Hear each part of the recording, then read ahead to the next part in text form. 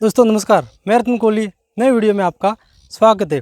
दोस्तों टमाटर की फसल मुख्य रूप से दो तरह से लगाई जाती है, मल्चिंग में और बिना मल्चिंग में। बहुत से किसान मेरी तरह बिना मल्चिंग के लगाते हैं, जैसा कि ये मेरी फसल है बिना मल्चिंग के लगी हुई है।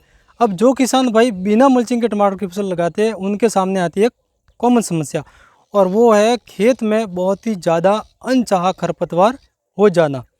इसके लिए दोस्तों मैं एक बहुत ही ज़बरदस्त और कारगर खरपतवार नाशक का उपयोग करता हूं, जिसका मैंने इस फसल में लगभग 10 से 12 दिन पहले छिड़काव किया था। उसका इस वीडियो में आपको रिजल्ट बताऊंगा, उसका प्राइस क्या है तथा उस दवाई को छिड़कने के क्या क्या फ़ायदे क्या क्या नुकसान है, तथा कौन कौन सी खरपतवार इस दवाई से साफ होगी, और कुछ महत्वपूर्ण सावधानी जो इस दवाई को छिड़कते समय हमें ध्यान में रखनी चाहिए।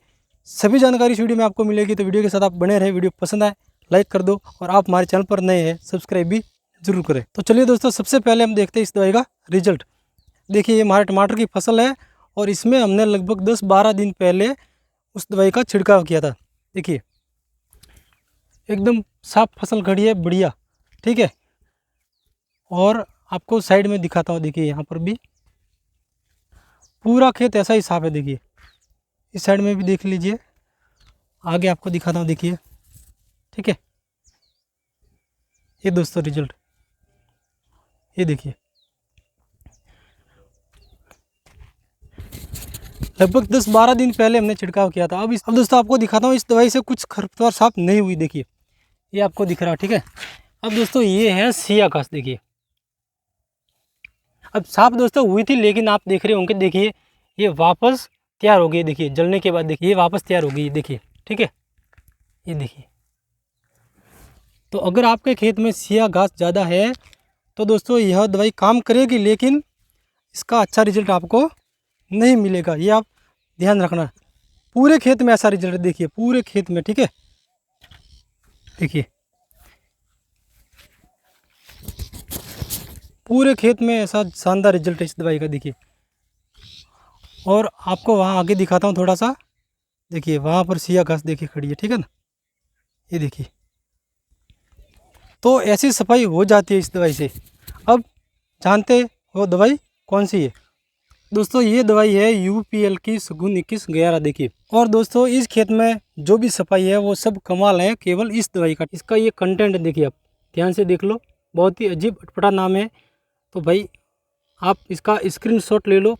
अगर आपको ये दवाई नहीं मिले तो इसकी जगह दूसरी दवाई भी आप काम में ले सकते हो। अब दोस्तों एक ज़रूरी और महत्वपूर्ण बात आपको बताना चाहूँगा कि जब आप इस दवाई का छिड़काव करोगे तो छिड़काव के लगभग 7 से 8 दिनों के बाद इस दवाई का हमें रिजल्ट अच्छी तरह से मिलेगा। अब दोस्तों ये जानते हैं कि इस दवाई का प्राइस क्या है। देखिए ये इसका डिब्बा, और इसके पीछे जो प्राइस आपको बताना चाहूँगा, देखिए यहाँ पर लिखा हुआ है 1500 रुपये, ठीक है। तो 1500 तो MRP है, लेकिन दोस्तों इसको मैंने ख़रीदा था केवल 1100 रुपये में। अगर आपसे कोई ज़्यादा भी पैसे लेगा तो 1100 से 1200 के बीच में आपको ये दवाई लोकल बाज़ार से मिल जाएगी। और अगर इस दवाई की कोई ऑनलाइन लिंक होगी तो वीडियो के डिस्क्रिप्शन में तथा कमेंट में इस दवाई का जो लिंक होगा वो पिन कर दूंगा, वहाँ से आप इसको ऑनलाइन भी खरीद सकते हो। अगर होगी तो मैं प्रोवाइड करवा दूंगा। दोस्तों 2-3 महत्वपूर्ण सावधानी जो इस दवाई को खेत में छिड़कते समय में ध्यान में मुख्य रूप से रखनी चाहिए। सबसे पहली और ज़रूरी सावधानी, इस दवाई का दोस्तों आप जब भी छिड़काव करें जब आपके खेत में नमी हो। खेत जितना ज़्यादा गीला होगा, खेत में जितनी ज़्यादा नमी होगी, उतनी ही यह दवाई आपके खेत में अच्छी तरह से काम करेगी और उतनी ज़्यादा खरपतवार को साफ करेगी। अगर खेत में नमी कम है, मिट्टी सूख गई है, तो यह दवाई पूरी तरह से काम नहीं करेगी। आपके खेत में जो खरपतवार है, चाहे छोटी होगी चाहे बड़ी हो, खरपतवार पूरी तरह से साफ नहीं होगी। दूसरी और ज़रूरी सावधानी दोस्तों, इस दवाई का आपको तभी अपने टमाटर की फसल में छिड़काव करना है, तभी उपयोग करना है जब आपके टमाटर की फसल रोपाई के बाद 1 महीने की हो गई है, ठीक है। ये ध्यान रखना, रोपाई के बाद 1 महीने की फसल होनी चाहिए।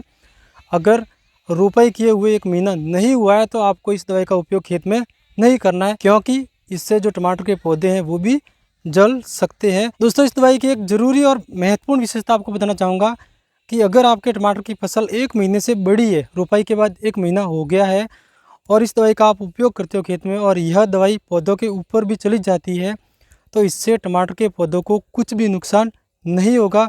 जो ये टमाटर के पौधे हैं वह इस दवाई से नहीं जलेंगे। अब दोस्तों जानते हैं तीसरी सावधानी।